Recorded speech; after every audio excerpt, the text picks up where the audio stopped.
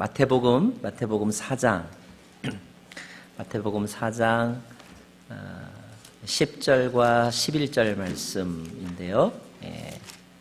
저와 여러분 같이 한 목소리로 읽겠습니다.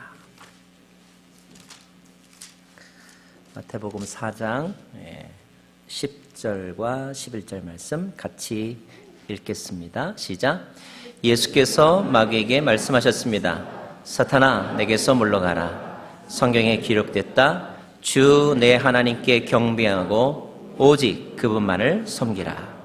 그러자 마귀는 예수를 떠나갔습니다.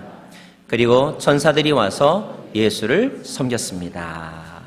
아멘. 이 말씀 가지고 함께 은혜 나누겠습니다. 이번에 서울에서 이렇게 가족들 또 형제들끼리 같이 모여서 식사를 하는 그런 시간이 있었습니다. 저에게 조카들이 좀 있는데 조카들도 결혼을 해서 아이들 데리고 나왔어요. 1살짜리도 있었고 5살짜리도 있고 다양했습니다. 어른들이 모이면 의외로 별로 할 얘기가 없어요. 그래서 아이들 얘기하죠. 아이들이 어떻다더라, 아이들이 무슨 행동을 했다 이야기합니다. 아이들은 처음에는 낯을 가리죠. 그래서 엄마 품에 꼭 붙어서 남한테 잘 가려고 하지 않습니다. 조금 시간이 지나면 이제 비로소 지네들끼리 놀기도 하고 또 다른 사람 품에 옮기기도 하죠. 제 조카들이 아이들한테 저에게 좀 가게 하려고 이렇게 말하는 거예요. 예, 작은 할아버지야, 인사드려.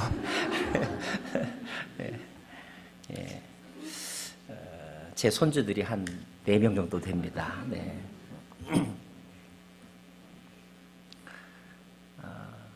한 가지 더 기억나는 에피소드 있는데, 핸드폰 샵에 갔는데 어떤 손님이 이미 이렇게 상담 중에 있었어요.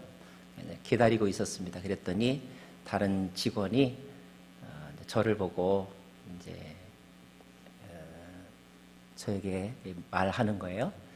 되게 핸드폰 가게에서 일하는 직원들이 20대 초반의 젊은 청년들입니다. 남자 직원이었는데 저를 보더니 이렇게 말하는 거예요. 아버님, 제가 뭘 도와드릴까요? 그래서 이제 곧 은퇴할 때가 됐구나 그런 생각을 했습니다. 세월이 이렇게 가고 있습니다. 자, 아이들이 이렇게 서로 어울리는데 그럼에도 불구하고 어떤 사람한테는 이렇게 금방 가고 어떤 사람한테는 아직도 쭈뼛쭈뼛하고 잘 가지 않더라고요. 그때 저희 가족 중에 한 사람이 농담처럼 이렇게 말했습니다. 아무리 어린 아이라도 그 자리에서 누구에게 권력이 있는지를 아이들은 본능적으로 안다 그러더라고요. 우스갯소리처럼 한 말이었는데 그 말이 제 마음속에 이렇게 오래오래 남았습니다. 정말 그럴까? 그래요. 사람들의 관심은 누가 최고의 권력을 가지고 있는가 이것을 파악하는 것 같습니다. 그리고 최고가 되기 위해 경쟁하기도 하죠. 자기가 최고가 되든지 아니면 최고의 사람과 좋은 관계를 맺어 서바이벌 하려고 하는 본능이 있는 것 같습니다. 동계올림픽 경기가 지금 진행 중인데 그런 대회를 하는 것도 결국은 뭐예요? 그 분야에 누가 최고냐 이걸 한번 가려보자 이런 거 아니겠습니까? 최고의 권력자에 대해서 성경시대는 왕이라는 표현을 썼습니다. 누가 왕인가? 그러나 성경은 진정한 왕이 누구인가를 우리에게 말해주고 있는 책이죠. 그리고 진정한 왕은 어떤 삶을 살아가는가를 우리에게 가르쳐주는 책이 바로 성경입니다. 성경이 말하는 진정한 왕은 누구일까? 다윗일까? 아니면 알렉산더일까? 또 로마의 시저일까? 성경은 하나님이 진정한 왕이시라고 가르쳐주죠. 그 왕이 이 땅에 내려오셨다고 설명하고 있습니다. 그가 바로 예수님이시죠. 그래서 성경은 진정한 왕이신 예수님이 이 땅에서 살아가신 이야기, 그 이야기를 기록하고 있습니다. 왜냐하면 우리도 그렇게 살기를 원하시기 때문에, 아니면 적어도 우리가 그분과 좋은 관계를 맺기를 원하시기 때문에 진정한 왕, 그 왕의 모습을 우리에게 가르쳐주고 있는 것입니다. 진정한 왕이 되면 왕이 되면 무엇이 변할까?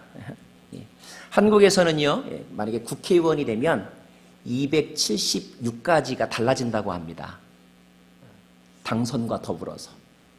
예를 들면 KTX 고속열차를 타고 가도 요금을 내지 않거나, 또 밥값을 자기가 내지 않거나 등등, 그런 것들 다 따져보니까 276가지나 된다, 그런 기사를 제가 본 적이 있습니다. 자, 왕이 되면 무엇이 달라질까? 성경적인 왕, 진정한 왕이 되면 무엇이 달라질까? 오늘 우리가 읽은 이 짧은 말씀 가운데는 왕이 사는 전형적인, 외형적인 모습을 우리에게 보여주고 있는데 11절 말씀입니다. 우리 11절 말씀을 다시 한번 같이 읽도록 하겠습니다. 시작. 그러자 마귀는 예수를 떠나갔습니다. 그리고 천사들이 와서 예수를 섬겼습니다. 여러분, 마귀와 사는 인생이 있고 천사들과 함께 사는 인생이 있습니다. 진정한 왕은 마귀와 살지 않고 천사들과 함께 삽니다. 예수님의 삶은 찝쩍거리던 마귀가 떠나가고 천사들의 섬김을 받는 삶, 이것이 예수님의 삶이었습니다. 그곳에는 평안이 있고 기쁨이 있고 질서가 있고 아름다움이 있고 정직이 있고 그리고 선한 것이 있는 삶. 저는 저와 여러분의 삶도 마귀와 함께 사는 삶이 아니라 천사들과 더불어 함께 사는 삶이기를 진심으로 간절히 바랍니다. 자, 어떻게 하면 우리의 인생에서 마귀, 사탄은 떠나가고 천사들이 함께 할까? 10절 말씀에 그 답이 있는데요. 10절 이렇게 기록되어 있죠. 예수께서 마귀에게 말씀하셨습니다. 사단아, 내게서 물러가라 그랬습니다. 첫 번째, 우리가 사단을, 마귀를 떠나보내려면 오늘 말씀해 주신 교훈, 사단에 대해서 노라고 말할 수 있어야 됩니다. 노라고 말할 수 있어야 된다는 거예요. 성경은 사단이 회방자요, 거짓말쟁이요, 그리고 살인자라고 말하고 있습니다. 그 사단이 우리에게 심어주는 것은 무엇일까요? 그것은 거짓입니다. 미움입니다. 불안이죠. 염려, 이기심과 같은 것이 사단이 우리에게 심어주는 것입니다. 우리는 그것을 거절할 수 있어야 된다는 거예요. 사단과 사단이 주는 것을 거절할 수 있어야 합니다.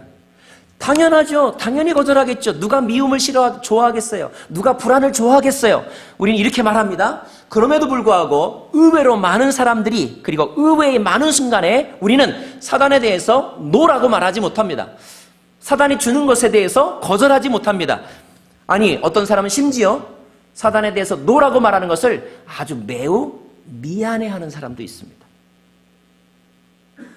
사단이 상처받을까 봐. 사단이 상처받으면 안 되니까 그런 말을 하면 안 되는 거예요. 자, 왜 우리는 거짓에 대해서 노라고 말하지 못하는가? 그 중에 첫 번째로는 분별력이 없기 때문입니다. 분별력의 지혜가 없기 때문이죠. 사단은 머리에 나는 사탄이다 이렇게 써붙이고 다니진 않습니다. 또 뿔을 달고 다니거나 모습이 새까맣거나 아니면 삼지창을 들고 다니지 않습니다. 사단은 아주 변장술에 능하죠. 어떤 때는 아주 젠틀한 신사의 모습으로 옵니다. 물론 두려움을 주는 폭력배로 다가올 때도 있습니다. 그러나 어떤 때는 아주 아리따운 여인의 모습으로 우리에게 다가오기도 합니다. 심지어 어떤 때는 내가 아주 사랑하는 어떤 것과도 바꿀 수 없는 자녀의 모습으로, 자녀라고 하는 가면을 쓰고 우리에게 다가오기도 합니다. 그래서 우리는 분별하지 못하는 거예요. 거절해야 될 때 오히려 예스하고 예스해야 될 때 오히려 거절하기도 하죠. 또 하나는 어렴풋이 알고는 있는데, 옳지 못한 것을 알고는 있는데, 그런데 우리 안에 욕심이 더 클 때입니다. 그래서 알면서도 거절하지 못하고 알면서도 포기하지 못하고 마음을 주고 시간을 주고 몸을 줄 때가 참 많이 있습니다. 용기가 없기 때문이기도 해요. 용기가 없는 것은 믿음이 연약하기 때문이기도 합니다. 문제는 우리가 그 사단이 주는 것에 대해서 노라고 분명한 태도를 보이지 않으면 우리의 인생은 그 사단의 지배를 받는다는 사실입니다. 만약에 우리가 그렇게 된다면 그 사람은 성경이 말하는 왕 같은 삶, 성경이 말하는 왕의 자녀의 삶을 살지 못하고 사단의 종이 된다는 것이에요. 이 땅 가운데 사단의 종된 사람들이 참 많이 있습니다. 자, 사단에 대해서는 노라고 말해야 되지만 반대로 우리는 하나님에 대해서는 예스라고 말해야 됩니다. 이것이 오늘 성경이 주는 교훈입니다.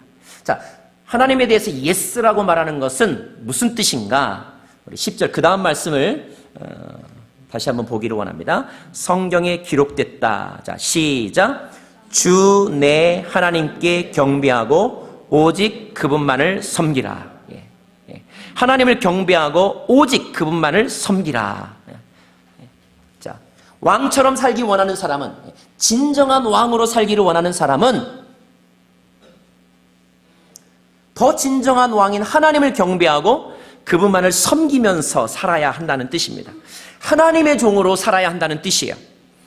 여기에 우리가 주목해야 될 단어가 하나 있는데 바로 오직이라는 단어입니다. only라는 단어예요. 이 말은 그분도 섬겨라가 아니라 그분만 섬겨야 한다는 뜻입니다. 하나님께만 종이 되면 된다는 뜻이에요. 하나님께만 종이 되면 된다, 이런 뜻입니다. 저는 이번에 우리 해외 우리 비전교회 목회자들이 모이는 컨퍼런스와 그리고 온누리교회 전체 목회자들이 모이는 목회사관학교에 참석했는데요. 올해로 목회사관학교가 12번째입니다. 그때마다 은혜가 있었고 저에게 많은 교훈들이 있었는데 이번에는 특별히 저에게 오늘 말씀과 관련하여서 실제로 하나님께 경배하고 오직 그분만을 섬긴 사람들, 그런 사람들을 만날 수 있었습니다. 그래서 오늘 목회사관학교 참석 보고 겸 또 간증 겸 제가 만난 몇 분들을 여러분에게 좀 소개하고 싶습니다. 그 가운데 한 분은 이기풍 목사님이세요. 이기풍 목사님. 한번 제가 설교 시간에 언급한 적이 있습니다. 그는 1864년도에 태어나신 분입니다. 평양에서 태어나셨어요. 하지만 그의 집안은 몰락한 양반 가문이었습니다. 그의 조상들이 어떤 정치적인 사건에 연루가 되어서 집안이 어려움을 겪게 된 것이죠. 그래서였을까요? 그는 젊은 시절에 세상을 향한 원망과 그리고 반항심으로 젊은 시절을 보냈습니다. 깡패가 되었어요. 특별히 그는 서양 사람을 싫어했습니다. 어느 날 평양 시내에 이렇게 복음을 전하면서 노방전도하던 선교사를 만났습니다. 사무엘 마펫이라고 하는 선교사인데 그 선교사를 보았을 때 이 청년이 또 막 이렇게 분노가 끌어올랐어요. 그래서 돌을 집어 던졌습니다. 선교사님의 턱뼈가 부러졌어요. 또 한 번은 당시에 건축 중이던 평양 장대현 교회 건축 현장에 찾아가서 그 건축 공사를 중간에 이렇게 못하도록 막아버린 그런 적도 있습니다. 그럴 때마다 어쩌면 마음이 시원했을지도 몰라요. 그죠? 하지만 시원하기만 했던 것은 아니었던 것 같아요. 마음 한구석에 어떤 미안한 마음 또는 죄책감 같은 것들이 남아 있었던 것 같습니다. 몇 년 후에 청일전쟁이 일어났어요. 그리고 그는 평양에서 원산이라고 하는 곳에 이제 옮겨서 살게 되었는데 그 원산에서 한 미국 선교사를 만나게 됩니다. 근데 그 선교사를 보는 순간 몇 년 전에 평양에서 자기가 때렸던 선교사의 모습이 떠올랐어요. 마음이 괴로웠습니다. 밤에 잠을 잘 수가 없었어요. 성령이 그를 움직이셨던 것 같습니다. 어느 날 밤에 그가 꿈속에서 예수님을 만납니다. 결국 그는 그 원산에서 만난 그 선교사님을 찾아갑니다. 스왈렌이라고 하는 선교사인데 그 선교사를 만나고 그에게 복음을 듣고 그리고 예수를 믿게 됩니다. 그리고 그 선교사를 돕는 일을 이렇게 얼마 동안 하게 됩니다. 거기서 그치지 않았습니다. 그는 그 선교사님의 추천으로 우리나라 최초의 신학교인 평양장로의 신학교에 들어갑니다. 그리고 1907년에 한국교회 최초의 7명의 목사가 안수를 받게 되는데 그 7명 중에 한 사람이 됩니다. 최초의 목사. 한국교회는 그를 제주도로 파송합니다. 제주도로. 그래서 1908년도 그의 나이 42세 때 인천항에서 배를 타고 와서 제주도에 도착합니다. 제주도에서 복음을 전하고 약 13년 동안 여러 지역을 다니면서 교회를 개척하고 훗날에는 신사참배를 거부하다가 77세의 나이에 순교당하십니다. 그런데 이번에 그분이 제주도에서 개척했던 교회 가운데 하나, 모슬포라고 하는 교회에 방문했습니다. 별도로 기념관이 있었는데 그분의 사역의 모습들 생생하게 설명을 들을 수 있었던 그런 기회가 저에게 있었습니다. 또 한 분은 이도종 목사님이라는 분이었어요. 이분은 원래 제주도청의 직원이었습니다. 공무원이었어요. 그런데 그런 그가 예수님을 믿고 그리고 신학을 하기로 결심합니다. 그래서 그 시대에 제주도에서 평양에 있는 신학교로 갑니다.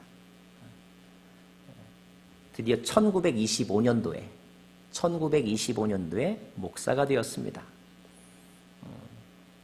이규풍 목사님이 최초의 한국인 목사라고 한다면 이도종 목사님은 최초의 제주도 출신 목사 1호라고 그래요. 1호. 첫 번째. 제주도로 돌아온 그는 서귀포 지역의 교회를 개척합니다. 그리고 주변의 여러 지역을 돌아다니면서 복음을 전합니다. 모두 8개의 교회를 개척했다고 기록에 남아 있었어요. 1948년도에 일이었는데 그때 당시에 제주도는 민주주의와 공산주의 그 이념의 이데올로기의 충돌로 엄청 혼란스러웠을 때입니다. 이도종 목사님이 이제 그 순회하는 지역을 전도하러 가던 중에 대정리라고 하는 곳으로 가다가 길에서 공산주의를 추종하는 청년들을 만나게 됩니다. 그 청년들은 이 목사님을 붙잡아서 양키놈의 사상을 전하는 예수쟁이라고 핍박하면서 그분을 그냥 땅속에 생매장합니다. 그 생매장했던 곳에는 한국교회가 이렇게 남겨놓은 표지가 있습니다. 그때 그의 나이 56세 때. 그는 그 땅에 묻히면서도 찬송을 불렀다고 합니다. 그분이 좋아하는 찬송은 내 주를 가까이 하게 함은 십자가 짐 같은 고생이나. 흙으로 자신의 몸이 덮여지고 발길이 막 날아오는 속에서도 그렇게 찬송을 부르다가 순교하셨다는 기록입니다. 그가 세웠던 대정리 단위의 교회, 대전교회에 그분의 선교 기념비가 있었는데 가슴이 너무 뜨거워지더라고요. 또 한 분이 있는데, 또 한 분은 방다락이라는 목사님인데, 제주도 모슬포항에서 배를 타고 한 30분 정도 가면 우리나라 제일 남쪽에 있는 섬이라고 하는 마라도라고 하는 섬이 있습니다. 지금은 약 30여 가구에 약 80여 명 정도가 살고 있다고 하는데, 놀라운 것은 그곳에 교회가 있더라고요. 교회 간판이 이렇게 딱 붙어 있었습니다.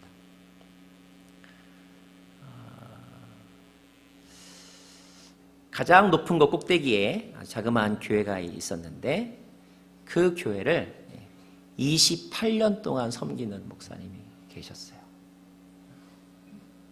마침 저희들이 가던 날 비가 오고 풍랑이, 파도가 좀 거세서 약 3, 4m의 파도가 불었는데, 그래서인지 30분밖에 배를 타지 않았지만 막 멀미하는 분들이 있었거든요. 제 안에 그런 생각이 들었어요. 그 옛날 시절에 작은 배로 어떻게 인천에서 제주도를 배 타고 갔을까? 어떻게 모슬포항에서 이 마라도를 갔을까? 게다가 인구도 몇 명 안 되는 그 섬에 왜 갔을까? 그런데 저는 그 교회 안에 있는 그 목사님이 남긴, 그 목사님이 써놓은 글을 읽으면서 그 답을 찾았습니다. 그 교회 안에 이런 글이 붙어 있었는데 제가 여러분에게 읽어드릴게요. 오직 예수님, 예수님만 바라봅니다. 오직 예수님, 예수님 때문에 행복합니다. 오직 예수님, 예수님밖에 없습니다. 오직 예수님, 예수님이 전부입니다. 성령 하나님, 28년 동안 이곳에서 도우심 감사합니다. 하나님 참 감사합니다. 하나님 사랑합니다. 오직 예수님, 예수님 때문에 행복한 종 방다락 목사.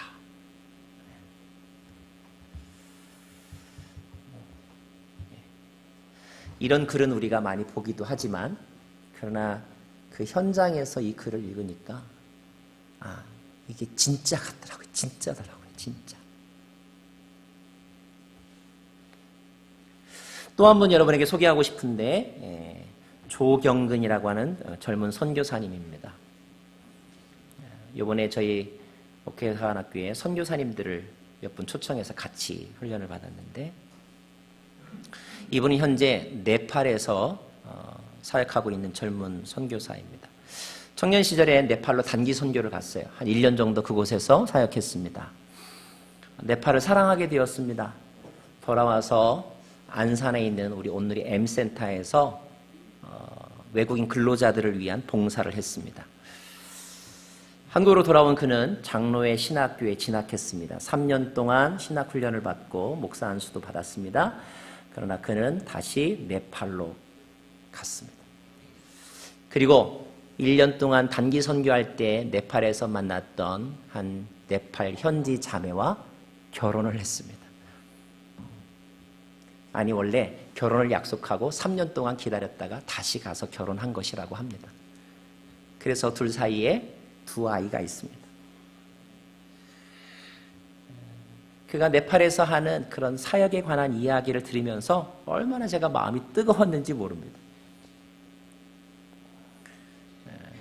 처음 만났는데 먼저 저에게 찾아와서 인사를 하더라고요. 그러면서 이렇게 말하는 거예요. 목사님, 제가 바울 따라잡기 책을 읽었습니다. 그러면서 책 내용에 대해서 저한테 질문을 하는 거예요. 저는 바울의 인생에 대해서 그냥 정리하는 사람이었는데, 그분은 바울의 인생을 실제로 살아가는 그런 사람이었습니다.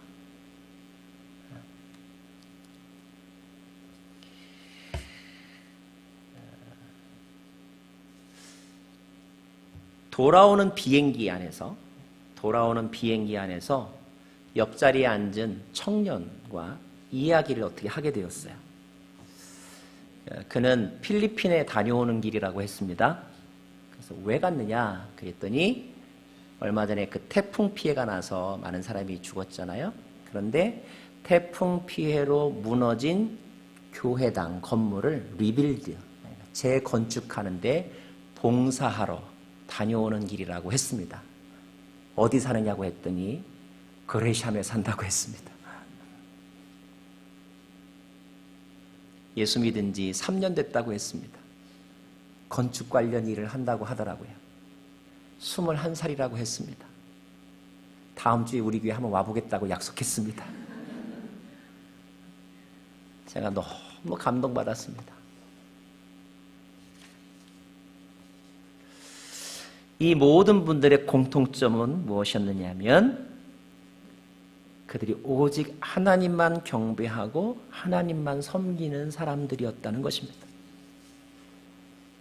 그래서 어떤 분은 그 시대에 평양에서 제주도로 갔습니다. 어떤 분은 산채로 땅속에 묻히면서도 끝까지 찬송을 불렀습니다. 어떤 분은 몇 명 살지도 않는 그곳에 복음을 전하겠다고 그 섬으로 찾아 들어갔습니다. 그리고 어떤 청년은 미국 시민권자가 아닌 저 동남아의 가난한 나라 네팔의 한 여인과 결혼을 했습니다. 어떤 청년은 자기 돈을 털어서 필리핀까지 찾아갔습니다. 많은 것을 묵상했습니다. 우리는 하나님 이거 없으면 못 살아 하는 게 참 많습니다. 돈 없으면 못 살아.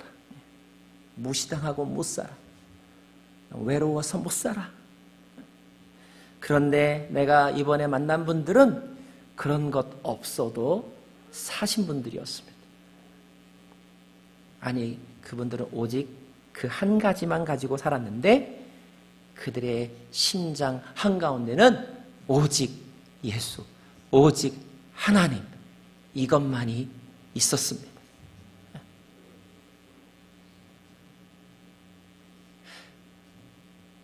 가난해서 못 먹었지만 몸이 말랐을 뿐이었습니다. 영혼도 건강했습니다. 요즘 같은 오락시설은 없는 시대였지만 그들의 마음에는 안락함이 있었습니다. 세계 정보와 드라마의 내용에 대해서는 어두웠지만 하늘로부터 오는 지혜에는 능통했습니다.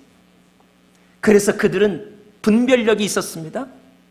그래서 거짓말하는 자에 대해서, 유혹하는 자에 대해서 당당하게 NO라고 말할 수 있는 분들이었습니다. 반대로 진리의 길에 대해서는 yes 이렇게 살았던 분들이었습니다. 그들의 삶의 원동력, 그들을 살아가게 하는 힘은 돈이 아니라, 사람이 아니라 하나님의 말씀과 하나님의 마음에 대한 묵상, 이것이 그들을 움직이는 힘이었습니다. 겉으로 보기에는 고난의 길이었지만 그러나 그들 옆에는 항상 천사들이 있었습니다. 그래서 생매장 당하는 순간에도 찬송을 부를 수 있었던 것이었습니다. 사람들이 부러워하는 삶이 있고 사람들이 존경하는 삶이 있습니다. 부러워하는 삶과 존경하는 삶, 어떤 삶이 더 귀할까?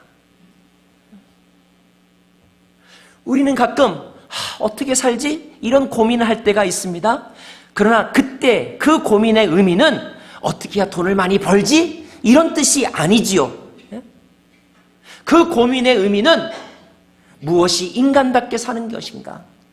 무엇이 정말로 가치 있게 사는 것인가? 이것에 관한 질문인 것이죠. 오늘 말씀의 제목은 왕처럼 살라는 것입니다. 하나님은 우리가 왕처럼 살기를 원하십니다. 왕의 특징이 무엇입니까? 왕은요, 주도적으로 삽니다. 끌려가면서 살지 아니하고 주도적으로 삽니다. 왕은 자유롭게 삽니다. 하고 싶은 것 하면서 삽니다. 왕은 다스리면서 삽니다. 합니다. 하나님은 우리가 그렇게 살기를 원하시죠? 그러나 우리가 잊지 말아야 될 것이 있는데, 진정한 왕은, 올바른 왕의 삶은 돈 없는 사람, 못 배운 사람, 힘이 약한 사람을 다스리면서 사는 것이 아니라 사단의 유혹을 다스리면서 사는 사람이고, 진정한 왕은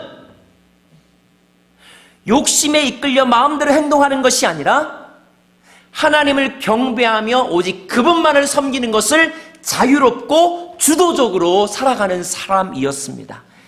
그럴 때 우리의 삶은 천사들이 섬기는 삶, 그래서 기쁨과 평강과 진실과 거룩과 아름다움과 선함이 있는 삶, 그러한 삶이 될 것이라는 거예요.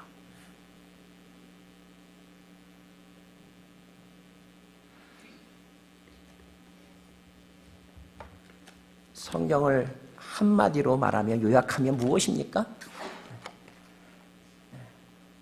하나님을 경배하고 하나님만 섬기라는 것입니다. 다른 많은 기록은 이 짧은 진리를 풀어서 설명한 것이고, 그렇게 살아가는데 성공한 사람들의 이야기, 그렇게 살아가는데 실패한 사람들의 이야기를 보여주는 것. 성경은 우리에게 하나님을 섬기며 살라고 가르쳐 주고 있고, 오직 하나님만 섬기며 살면 모든 것에 자유롭고 모든 것을 다스리면서 살 수 있다고 가르쳐 주고 있습니다. 사랑하는 여러분, 우리 예수님 잘 믿읍시다. 하나님 바르게 섬기며 살기를 원합니다.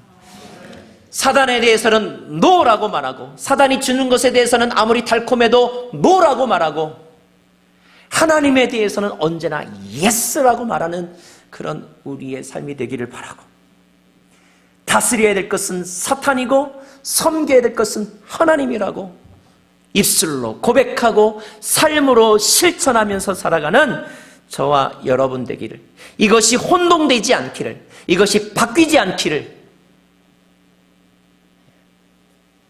이 시간에 진심으로 여러분의 마음 가운데 축복하며 호소합니다. 그리고 함께 다짐하고 싶습니다. 그런 의미로 함께 좀 찬양했으면 좋겠습니다. 두 손 들고 찬양합니다. 다시 오실 왕. 헛된 마음 버리고 주님만을 섬기며 살겠다고 이 시간에 다짐하는 그런 시간 되기를 원합니다.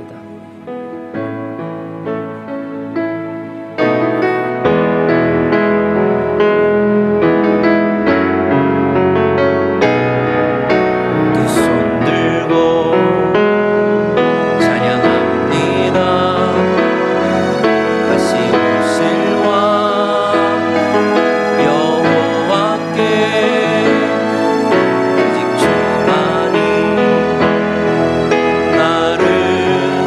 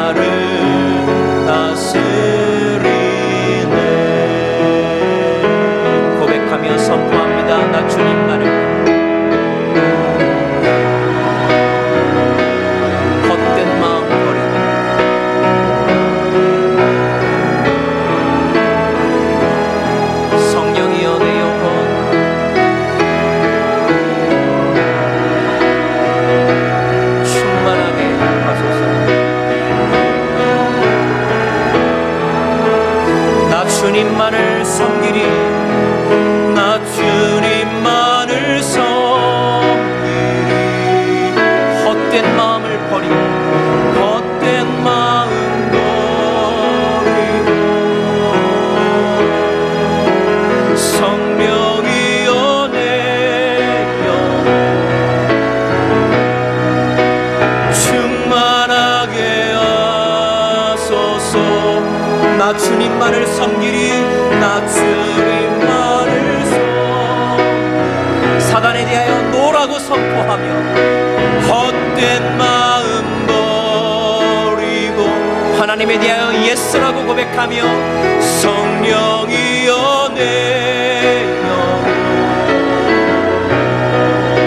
충만하게 하소서. 한 번 더 선포합니다. 나 주님만을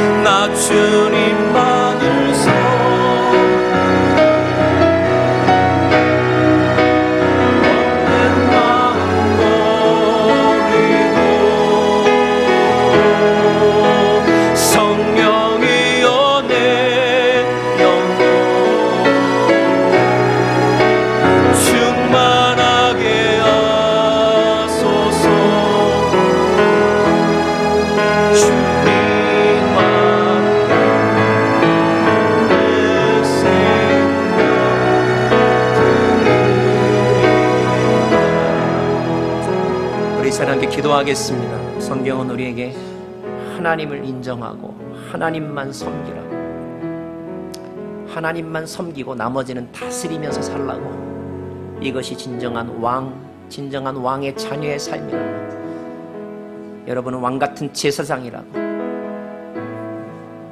내가 지금 무엇에 얽매여서 무엇을 섬기면서 살고 있는지, 무엇에 쩔쩔매며 살고 있는지 오늘 사탄에 대하여 물러가라 예수님께서 말씀으로 선포하셨습니다.